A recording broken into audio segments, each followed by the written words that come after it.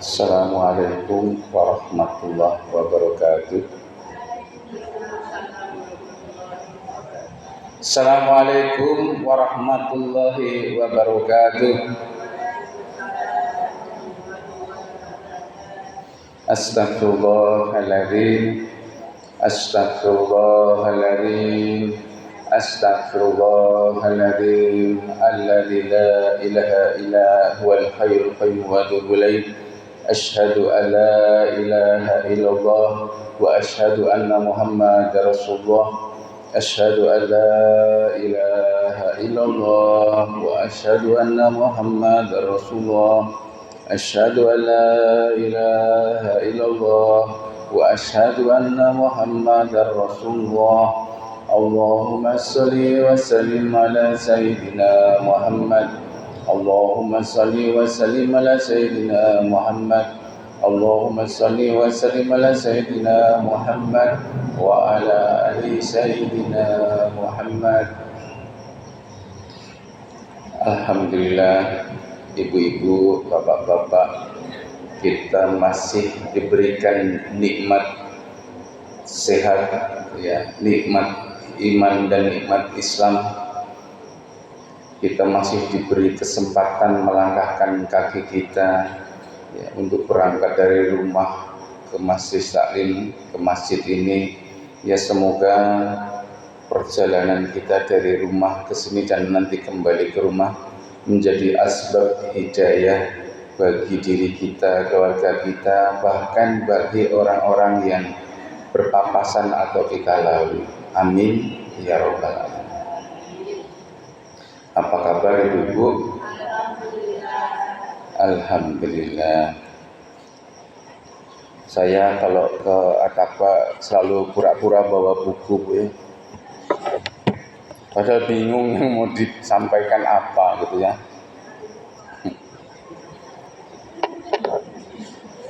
Buku banyak gitu ya, bahasanya ilmu banyak gitu. Tapi kadang-kadang saya malam baca satu materi atau nyiapin berapa materi, nanti sampai di atas panggung yang bukan lupa, Bu, yang keluar lain. Saya tuh bingung, makanya akhirnya inspirasi yang keluar tuh berbeda. Ya, contoh bulan kemarin saya malah bercerita tentang apa ya, kesedihan hati saya melihat kondisi masyarakat sekarang. Banyak, ya, kalau orang-orang yang tinggal misalnya di daerah yang banyak pesantrennya, misalnya di Ciwaringin gitu ya, Bu. Mungkin bersyukurnya kita tinggal di Kota Wali itu adalah pasek bumi Kota Cirebon itu adalah apa? Banyaknya pesantren-pesantren yang berterbaran, baik yang kecil-kecil sampai yang di pojokan kampung gitu ya, sampai yang di dekat hutan. Ibu pernah ngebayangin nggak ketika saya nge-grab, saya jemput, ya memang nggak di kota, di kabupaten gitu ya, masuk deket pinggiran jalan tol gitu yang nyelip-nyelip gitu. Begitu saya jemput, itu ibu nyai dari suatu pesantren. Nah, yang saya lihat pesantrennya itu isinya adalah banyakannya bukan orang situ malah. Jadi yang masuk di pesantren itu bahasa yang dipakai dua, bahasa Arab sama bahasa Inggris. Begitu saya nanya kebanyakan dari mana, ternyata anak-anak pesantrennya itu malah orang jauh-jauh, banyaknya dari luar negeri, malah Malaysia kayak gitu. Saya bingung, itu pesantren yang benar-benar nyelip istilahnya gitu ya. Nah, ketika yang naik mobil, ibunya itu bawa anak kecil 4 atau 5, masih kecil-kecil, umur mungkin 2-3 tahun, paling gede 5 tahun. Yang saya bingung adalah ketika ibunya itu berdialog dengan anak-anak tersebut. Ketika ditanya misalnya, ibunya ini nanya, tapi pakainya bahasa Jawa halus, Bu. Misalkan mengke apa ya, misalkan nanti kalau sudah sampai rumah mau sarapan apa gitu ya, Itu si anak kecil tuh menjawabnya pakai bahasa Jawa kromo halus. Umur 2 tahun, 3 tahun, Bu. Saya ketika mendengarkan sampai subhanallah gitu ya. Jadi ibunya itu mendidik anak-anak kecil-kecil tersebut. Ya saya nggak tahu itu anak beliau atau santri gitu ya. Tapi bahasanya sangat lembut dan sangat indah gitu kalau buat saya gitu ya. Karena saya dibesarkan di kota Semarang, di kampung yang bahasanya kalau bahasanya itu ya kalau dibilang halus ya namanya orang pesisir pasti kita ngomongnya ngecablak kalau bahasa orang sini gitu ya. Jadi Masya Allah betapa indahnya apa ya seseorang yang dididik dengan akhlakul karimah gitu ya. Melihatnya saja kita merasa malu. Ya Allah, aku tadi supir Grab tapi Allah menunjukkan banyak ilmu yang berterbaran di muka bumi ini. Ya, salah satunya ketemu anak kecil. Mangke mawon si Bu, kula mangke mawon si Bu, kula mangke napa bilangnya enggak kalau dahar kan buat orang tua ya. Mangke kula apa makmin niki mawon, tapi halus banget saya mendengarkan pembicaraan mereka. Ternyata anak kecil lah sekarang karena kita yang tua saja bahasa halus itu sudah nggak mampu. Saya nanya ibu-ibu yang sepuh-sepuh masih bisa nggak pakai bahasa kromo inggil gitu kan? Terus menduplikasikan kepada anak-anak yang kecil-kecil. Itu kalah dengan apa? Keseharian anak-anak. Meskipun anak-anak itu sekolahnya di pesantren di kota. Tapi kadang-kadang anak saya aja contoh, hayu sira gitu kan.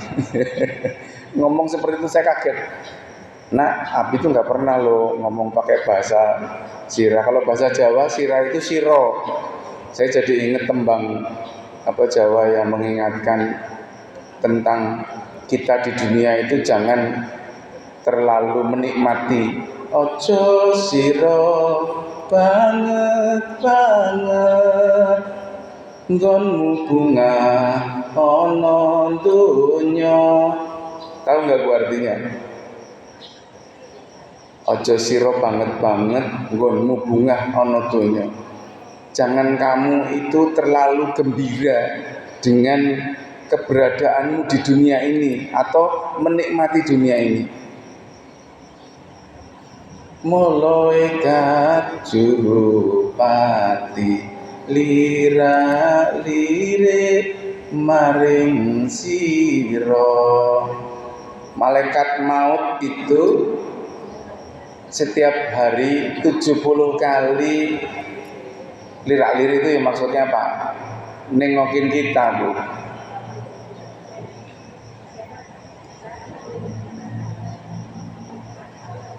Sakwise didhawuhi banjur tandang karo kondo. Kalau sudah diperintahkan sama Allah, dia akan langsung bertindak dan bilang, aku iki mung satremo, kowe ora kena semoyo. Aku hanya diperintahkan, kamu nggak bisa menolak. Apa? Menolak apa, Bu? Dijak mulai. Mau dicabut nyawanya.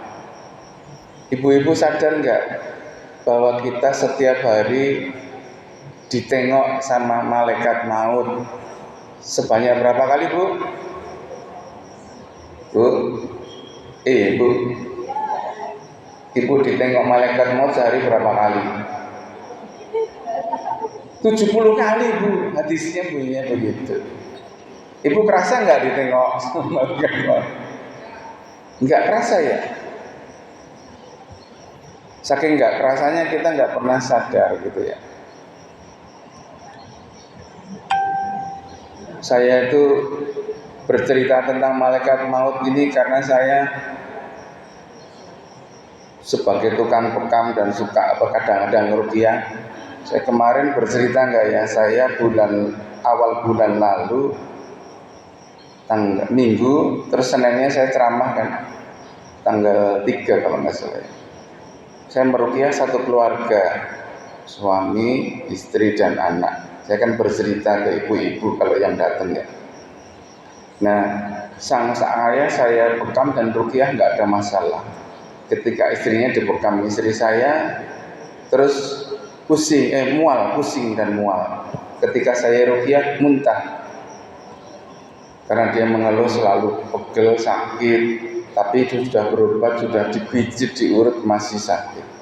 Nah, yang paling parah anaknya itu, kalau saya bilang bukan kesurupan ya, kalau kesurupan nggak sadar ya Bu ya. Tapi ada orang yang di dalam tubuhnya itu ada jin, dan jinnya itu yang mengatur pergerakan hidupnya. Serem nggak Bu kira-kira kalau kita ternyata salah satu anak kita atau cucu kita dikuasai oleh jin dan kita nggak tahu. Nah, ini ibunya nggak tahu, sampai cuman ketika memeriksa HP-nya itu ternyata subhanallah, ibunya sampai kaget lihat foto dia lagi bugil dikirimkan ke pacarnya. Serem nggak Bu? Ditanya di apa sampai dijambak, dipukul ibunya saking jengkelnya. Anaknya diem saja. Kira-kira ibu sedih nggak seperti itu? Hancur hati pasti. Terus apa yang terjadi? Dibawalah, akhirnya dibekam sama istri saya. Dia ngeluh pusing. Ketika saya ruqyah dia nangis. Saya pegang lehernya, saya dongakkan wajahnya ke saya. Kamu bukan Ita ya, saya bilang begitu. Geleng-geleng, bukan. Suaranya beda. Ternyata saya kan hancam jinnya, kamu keluar atau saya bakar. Terus saya akhirnya bilang, Ita, kamu yang nongol, kamu harus kuat. Begitu saya ruqyah sampai nangis, akhirnya bisa keluar. Setelah selesai, wajahnya beda. Ternyata sang anak sudah bisa menguasai diri. Sampai akhirnya nangis, bersujud ke ibu bapaknya, terus bercerita semuanya yang terjadi. Saya dibisikin begini, saya harus begini, sampai nggak sholat Bu. Nah, setelah sebulan, nah begitu sampai rumah cerita orang tuanya, alhamdulillah. Biasanya anak ini kalau pulang ke rumah, masuk kamar, udah main HP, disuruh apa nggak pernah mau.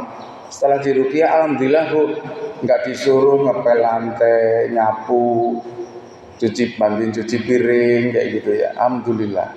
Sebulan, belum sampai 30 hari, hari ke-28 ibunya WA lagi.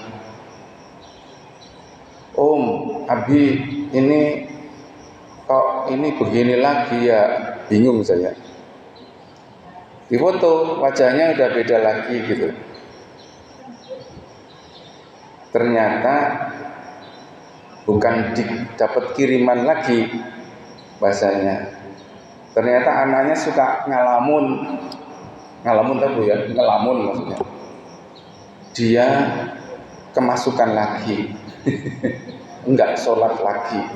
Dibawalah sama ayahnya ke rumah, dibekam sama istri saya ruqyah lagi. Alhamdulillah. Kan nanya, masa ini mantan pacaran enggak bosan-bosannya ngirim sesuatu? Saya bilang bukan. Ini kayaknya jin nyasar. Jin nyasar berusaha. Jadi dia kena rep-rep.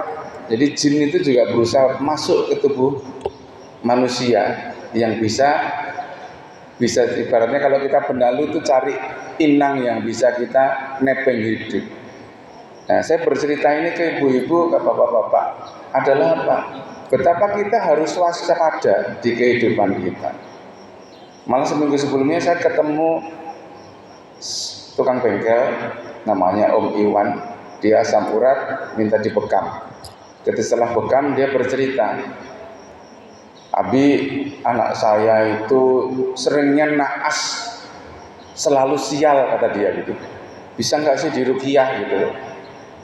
Kalau ibu ditanya begitu kira-kira gimana Bu? Ada tetangga, anak saya kok sering sial ya, sering kecelakaan lah apa gitu.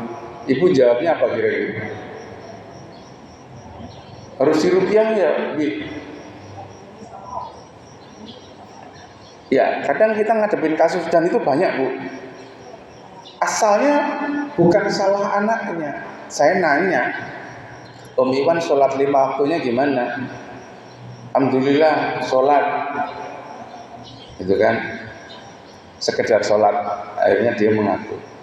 Anaknya dia kan ngikutin saya, tukar tambah istrinya bukan tukar tambah, istrinya meninggal, terus nikah lagi, punya anak bayi anak kecil umur setahun. Ketika saya bekam tuh rewel, anaknya nangis terus, telepon lagi istrinya sah-sah, apalagi panik gitu, panik, ini demam gini, udah dikasih obat, masih nelponin terus. Terus saya nanya, maaf ibunya sholat enggak? Saya bilang gitu. Rajin dulu apa sekarang? Saya bilang gitu. Iya rajin. Saya nanya sekarang gitu. Ketika punya anak bayi ini sampai anak umur setahun, sholatnya ditinggalin.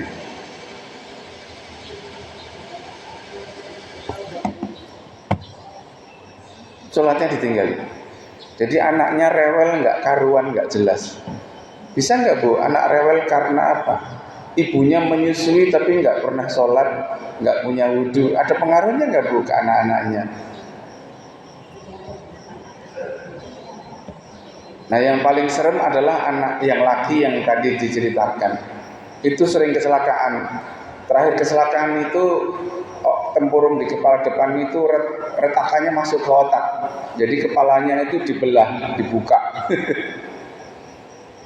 Saya nanya lagi, anak lakinya sholat enggak? Geleng dia bapak. Kalau ibu ketemu kasus-kasus begini, kira-kira kita sebagai seorang ayah atau seorang ibu ngenes nggak Bu rasanya? Rasanya sedih gitu loh. Saya hanya bisa membantu, adiknya kan membantu ruqyah, ngebekam, sama mengingatkan, yuk sholat gitu loh. Makanya materi yang saya sering sampaikan, ya intinya kita, yuk jangan lupalah sholat. Banyak ilmu yang bisa kita bahas, kita ini, cuman saya hanya bisa mengajak Bapak Ibu adalah, ayolah. Makanya materi saya itu cuma motivasi dan spirit hati. Karena ya maaf, iman kita kadang mungkin tadi habis sholat subuh iman kita maksimal 100 ya Bu, semangat zikir gitu kan. Begitu nanti ibu ketemu masalah, kadang-kadang kalau yang bagus Allah kasih masalah, kita mendekat kepada Allah. Tapi ketika kita punya masalah, saya pernah cerita nggak ke ibu, habis isi ceramah tahu-tahu saya disamperin bapak-bapak, sudah lama sekali tuh. Pak, saya mau konsul sama Pak Ustadz. Saya kan pinter ya, langsung ini ustadznya, saya tunjuknya Ustadz Soleman. Saya lempar Soleman, saya bukan ustadz nih. Enggak, sama bapak aja, bapak kan yang terakhir ceramah gitu kan. Oh iya hari saya boleh nggak konsul Pak sama bapak? Mangga, kenapa Pak? Pak Ustadz, saya itu mau bunuh diri. Bingung nggak Bu? ada jemaah yang habis dengar ceramah, ketemu terus laporan, saya itu mau bunuh diri. Kalau ibu didatengin orang, Bu saya mau bunuh diri, reaksi ibu apa kira-kira? Waduh aku ini repotnya aku ini. Kalau saya bahasa guyon, ya kalau mau bunuh diri aja Pak, nggak usah laporin ke saya gitu. Guyon saya gitu. Sedih gitu ya. Karena punya usut dia bercerita. Ternyata apa? Dia stresnya anaknya masuk rumah sakit, dititipin duit 5 juta sama istrinya. Maksudnya ini masih kurang buat biaya rumah sakit, tolong disimpan dulu. Karena merasa kurang, dia bingung, utang sana sini susah. Tahu nggak Bu, uang 5 juta ini buat judi, akhirnya habis. Nah minggu itu juga rumahnya mau disita sama bank, karena mereka sekeluarga udah nunggak ya, sekian tahun gitu ya. Nah begitu uangnya habis, istrinya kan marah besar gitu ya. Akhirnya apa? Minta cerai gitu kan. Alhamdulillah komplit ya Bu masalahnya. Itu di Cirebon loh Bu, saya ketemu langsung orangnya di sini. Sampai saya itu, Masya Allah, aneh-aneh banyak masalah itu orang. Ya saya bingung, saya bantunya gimana Pak. Akhirnya, udah Pak, yuk kita sholat bareng-bareng. Saya ajak sholat Bu. Saya mau sholat duha. Bukan sholat duha, saya mau sholat tobat. Bapak mau nggak ikut saya? Saya ajak sholat tobat sampai 20 rakaat itu nurut Bu. Habis wudhu sholat. Sampai nangis dia. Terus ketika selesai, Pak, saya punya uang 100.000. Zaman 2012 itu kan apa ongkir amplop dari Atakwa itu kan 75.000. Saya tambahin 25, saya kasih ke dia. Pak, ini uang 10.000, 100.000 ini terserah buat Bapak. Mau dipakai semua Bapak boleh. Saya sarankan mau semua atau sebagian itu disedekahkan.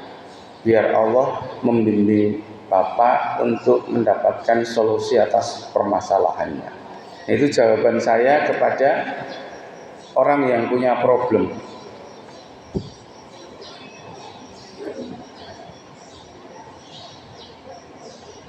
Nah, ini yang terakhir kejadian Pak Ustadz nggak ada ya. Oh iya, saya mau nanya ibu-ibu apa bapak-bapak, pernah nggak ngalami kalau pegawai kan dia dapat gaji sebulan sekali, betul Bu? Tapi kalau kayak saya harus menjemput rezeki setiap hari, ya kan? Karena saya dulu nge-grab atau ibaratnya tukang bekam. Ternyata tukang bekam juga kan nggak setiap hari dapat pasien, betul nggak Bu? Ada masa pacekliknya gitu kan, ada masa kosongnya. Dari 2012 sampai ke sini ketika saya pindah Cirebon lagi, ketika saya nggak bekerja, tapi Masya Allahnya apa? Allah tidak membuat saya tidak makan. Bingung kan bahasanya? Saya dan istri dan anak-anak itu selalu makan, tidak pernah bingung, pasti makan. Ya, dan saya membuktikan bahwa ibaratnya seluruh makhluk di dunia ini termasuk binatang melata yang nyelip di dalam lautan aja Allah kirimkan makannya gitu kan. Itu membuktikan. Makanya saya pernah cerita ketika saya 2012 itu ngisi ceramah di Pekalongan, saya nggak punya uang. Nah terus maghrib besok harus berangkat, tapi saya belum pegang uang. Ketika sholat maghrib, setelah sholat maghrib ada yang nelpon. Habib Hilmi itu nelpon, Pak Danu tadi saya ke rumah kayaknya Pak Danu sama istri lagi sholat. Jadi saya nyelipin uang di jok motor ya Pak. Lucu. Allah datangkan rezekinya lewat orang lain ngirim uang itu diselipin di jok motor. Nah besoknya saya berangkat ke Pekalongan setelah isi ceramah, telepon istri saya, Neng lagi apa? Ya di rumah aja. Udah makan siang belum? Belum kok. Kenapa nggak makan? Ya di rumah nggak ada apa-apa. Nggak keluar. Ya mau keluar panas, nggak ada kendaraan. Terus saya wes sabar ya Neng. Saya tutup telepon. Saya cuma bilang sama Allah, waduh saya kesedot imangop. Saya tutup telepon langsung, ya Allah titip istri saya ya. Enak banget ya Bu. Enak banget Ibu Juri titip. Ya Allah titip istri saya. Kayak kalau saya ketemu ibu, Bu titip istri saya sebentar, saya mau ke toilet gitu. Gitu. Tapi apa yang terjadi? Tetangga depan itu tahu-tahu ngirim makanan, pokoknya makan siang, komplit nasi, lauk, sayur, buah, bahkan sama jus dikirim ke rumah. Bingung nggak Bu? Saya cuma titip, ya Allah titip istri saya gitu. Berarti enak ya Bu, kalau lagi nggak punya duit atau kita lagi jauh sama itu bilang sama Allah, ya Allah titip istri saya, tolong sekalian dikasih makan, dikasih duit gitu kan. Boleh nggak kita begitu Bu? Boleh. Cuman yang penting tugas saya adalah kayak burung, tiap pagi keluar sarang, mabur, luru jemput rezeki, itu aja. Itu hebatnya kalau kita diberi iman, diberi yakin bahwa rezeki itu pasti Allah yang kasih. Itu hebatnya. 12 dari 2012 sampai sekarang berarti 12 tahun ya Bu. Saya tidak pernah bermasalah. Mungkin tidak sekaya zaman dulu ketika saya jadi direktur atau kepala cabang. Tapi Allah mencukupi seperti di surat surat An-Naml ayat yang gini. Allah memberikan kekayaan dan kecukupan. Jadi kalau nggak kaya pasti cukup. Jadi kalau kita kebalikan kaya terus miskin, berarti ada yang salah dengan diri kita. Berarti ubudiyah kita yang nggak benar. Nah ini kejadian Bu, dalam 1 minggu. Saya pernah tahun lalu puasa itu saya nggak nge-Grab. Yang bekam itu cuma 4 orang dalam sebulan. Cukup nggak kira-kira Bu buat makan minum, bayar listrik? Kata matematika tapi tetap Allah datangkan dengan rezeki yang lain. Cerita ngobrol sama saudara, tahu-tahu rekening saya bunyi notifikasi trunding, masuk duit sekian juta gitu kan. Lucu nggak Bu? Saya juga pernah kejadian yang aneh. Punya kenalan di Jakarta, Pak Danu lagi apa gitu kan, malam-malam tuh WA Bu. Ya saya jawab, saya lagi sakit, pengen lagi sakit, mau keluar, mau cari makan, lapar banget, saya belum makan. Mau keluar kan mau badan gak enak ya Bu. Saya tuh iseng ya biasanya kan kalau sama teman ya minta doa aja biar sembuh gitu kan. Nah, saya mau keluar ya pas di rekening juga belum ada isinya. Saya cuma ngobrol biasa sama temen. Ya udah minta nomor rekeningnya Pak Danu, tak transfer. Loh, saya nggak minta sih. Nah kadang-kadang Allah itu ngerti bisa membolak-balik hati orang lain yang akan dijadikan malaikat penolong buat kita. Nah, salah satu adalah keyakinan kita atas rezeki. Maksud saya gini, tadi kan saya memotivasi orang-orang yang suaminya sholat enggak, istrinya sholat enggak, anaknya sholat enggak. Terus akhirnya saya bercerita ke Om Iwan itu 2 minggu lalu atau 3 bulan, pokoknya dalam rentang sebulan yang lalu, seminggu itu saya biasanya tiap hari dapat uang itu enggak sama sekali. Sampai ya Allah turun tuku susu anak, belum bayar ini itu gitu kan. Kalau ibu-ibu mah sudah panik gitu ya. Nah istri saya nangis misalnya gitu kan. Nah kalau laki-laki ketika istri sudah nangis itu kan bingung. Ya iseng lah saya kirim WA ke gurunya istri yang dari Lirboyo. Minta doanya. Tahu nggak apa itu? Wis ditanggung mana? Waduh, apa itu dari Jatibarang naik motor nyamperin saya Bu, pagi-pagi tuh 7:30 berangkat 8:30. Alamat pasti diumbangi. Bener Bu, alhamdulillah kita yang sudah tua itu masih punya guru mursyid yang sangat mengerti rohani kita. Nah lucu Bu, beliau begitu datang, wis apa Bu yang keluar?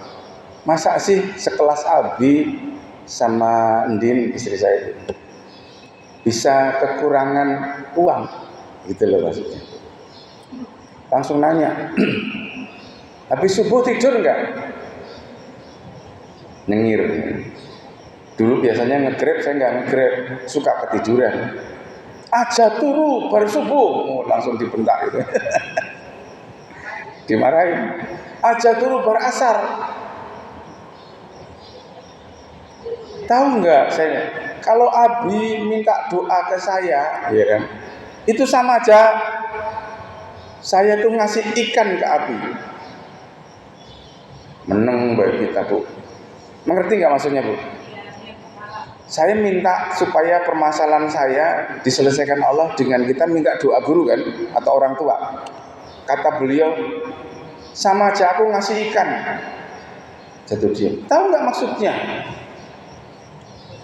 Lo kan biasa kita minta doa ke Allah atau ke orang tua kalau kita punya masalah. Enggak. Kamu ibarat kamu harus cari ikan sendiri. Saya sudah ngasih alat, wis tak kasih pancing, sudah tak kasih jaring, sudah tak kasih kapal pukat harimau. Enggak kamu pakai semuanya. Paham enggak Bu maksudnya? Kamu udah saya kasih amalan untuk membentuk ubudiyah kamu, tapi kamu meninggalkan semuanya, tidak ngamalin. Abi masih baca surat Waqiah habis subuh sama asar enggak? Ya baca Pak, cuman kalau gak ada bolongnya langsung kan kita ndingkluk ya Bu. Iya. Ndin baca, masih baca. Alhamdulillah Mbak masih istiqomah baca. Tahu enggak baca surat Al-Waqiah dari habis subuh sama asar itu rezekinya bisa nyambung sampai ke anak putu. Menang baik kita diumbangi itu. Salah. Beliau bilang saya tuh enak bersolat zikir, saya nggak kemana-mana, tapi bendino itu paling enggak saya dapat rezeki 500.000 sebulan. Kalau 30 hari berapa Bu? 15 juta. Cukup beli urip yang Cirebon 15 juta. Cukup. Loh kenapa nggak bisa begitu? Salahmu dewek, kan? Di zaman sekarang itu orang punya ilmu kebal, ilmu kanuragan. Sudah nggak zamannya. Zamannya apa Bu? Punya ilmu yang amalan ubudiyah yang istiqomah. Menang baik kita Bu. Maksudnya sampai saya digini, Abi itu jadi hamba nafsu wis puas, jadi hamba Allah ngerasain. Jadi wong sugih ning dhuwur wis ngerasain, ning ngisor wis merasain semua. Yang kurang satu, rehab dirinya yang kurang. Waduh. Enak gak Bu diumbangi sama apa? Alhamdulillah Bu, saya masih punya orang tua atau guru yang masih ngumbangi kita. Ibu masih ada yang ngumbangi? Enggak ada. Kalau orang tua itu sudah sepuh-sepuh, orang tua udah enggak ada. Paling anak ya. Anak kadang ngumbangi kita nanti. Mama tuh loh udah tahu, jangan capek-capek, nanti kalau udah keluyuran pulang sakit. Paling ngumbanginya begitu. Jadi saya kenapa ikut ini share ke ibu bapak, karena apa? Kadang kita merasa sudah pernah punya amalan-amalan yang bagus, betul Bu? Tapi kita terlena. Bener gak Bu? Kita sudah merasa sholat 5 waktu ada zikirnya gitu kan. Nah kita merasa lebih baik daripada misalnya Om Iwan tadi yang sholatnya sekedar istrinya nggak sholat, anaknya nggak sholat, pada kecelakaan terus ya. Tapi kita mikirin mereka enggak. Tapi kenapa mereka dibikin datang ke kita? Kadang sekarang ada orang datang ke ibu, Bu saya minjem sih 50.000 aja, saya nggak punya beras. Apa reaksi ibu? Wongnya wis terlalu sering. Pasti nggak nyaur. Saya pernah kejadian. Ada ibu-ibu dari Kudus, rumahnya Cirebon tapi tinggal di Kudus. Saya pernah mampir ke rumahnya di Kudus. Padahal saya lebaran ini tuh mau pulang ke Cirebon, cuman belum punya duit buat beli tiket bis. Iya belum beli tiket. Saya mau ngutang 500.000 gitu. Enak ya Bu, ngutang 500.000. Saya kasih Bu. Ke Cirebon, mampir 2 kali, ngutang lagi. Padahal saya mau ngutang lagi. yang 500.000 kemarin belum dibayar, tapi ngutang lagi. yang ngongkos maning. Ya udah, ibu mau tiket saya beliin aja tuh. Enggak, saya udah pesen tiket kereta, ini tinggal bayar. Ya wis lah. Saya cerita ke abah guru. Ya jangan, udah tahu kayak gitu ngapain dipinjemin lagi. Jadi saya punya teknik, orang ngutang sekali, 2 kali, orangnya bandel enggak. Nah, saya utangin lagi yang kedua. Bar itu ya enggak bayar, enggak kontak, HP-nya ganti. Nah, enak Bu, kalau udah ketemu yang begitu tuh enak, wis ora ganggu kita lagi. Tapi yang paling sebel adalah orangnya udah tahu nih, kalau saya sama istri nggak mungkin ngutang karena udah tahu. Pinter dia datang ke rumah pas saya nggak ada, istri nggak ada, ketemu mertua. Pas mertua saya lagi di rumah, cerita dia jalan kaki dari sekolah anak tuh. Begini. Ibu mertua keluarlah 50.000. Nggak tega. Jadi kita sering, kan sebaik-baik orang itu adalah yang bermanfaat buat orang lain. Betul? Sampai dimanfaatkan. Ya kan? Sampai ditipu. Ya kan ditipu. Dimainkan perasaannya supaya keluar duitnya. Sampai ditipu, sampai didolimi. Jadi ibu kalau ngaji harus mentok. Jangan cuman, kita kan harus jadi orang yang bermanfaat menurut kita, betul nggak? Tapi menurut Allah, kata Mbah Khalil Bangkalan Madura, sebagai orang itu yang bermanfaat sampai dimanfaatkan, sampai ditipu, sampai didolimi. Baru sadar ya Bu.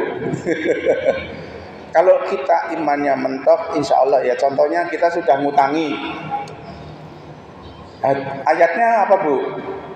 Kalau orang utang dikasih tempo, betul nggak? Belum mampu bayar, orangnya bilang aku belum bisa bayar, kasihlah tempo. Belum mampu bayar lagi, kasihlah tempo, gitu kan? 3 kali kasih tempo, 4 tahun Bu, BPKB saya nggak balik. Kasih tempo terus. Ketika saya bilang, saya mau bilang BPKB, mobilnya saya minta, saya mau jual mobilnya, mau ganti. Mobilnya udah harus dibaiki banyak, saya nggak punya dana, saya mau jual aja.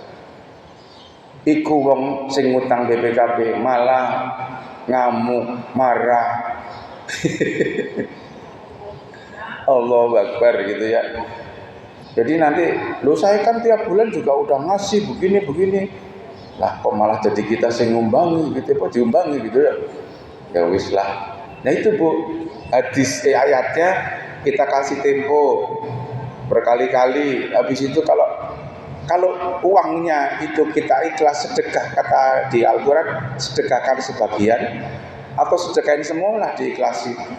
Ibu Innovari borgan 400 juta suruh ikhlasi, ibu ikhlas. Dia beli ya, BPKB tetap saya minta kan.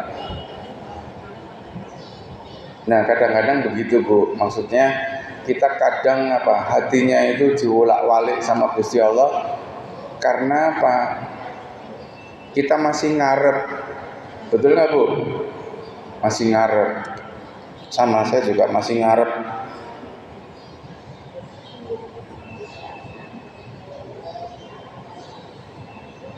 Yang paling nggak enak ketika saya dimarahin sama Abah, itu cuman diingetin apa Bu? Yang paling penting adalah 10 menit lagi 6:30 ya Bu, saya minta waktu aja. Salah satu dulu saya pernah menyampaikan tentang 5 ilmu pasti dari guru saya.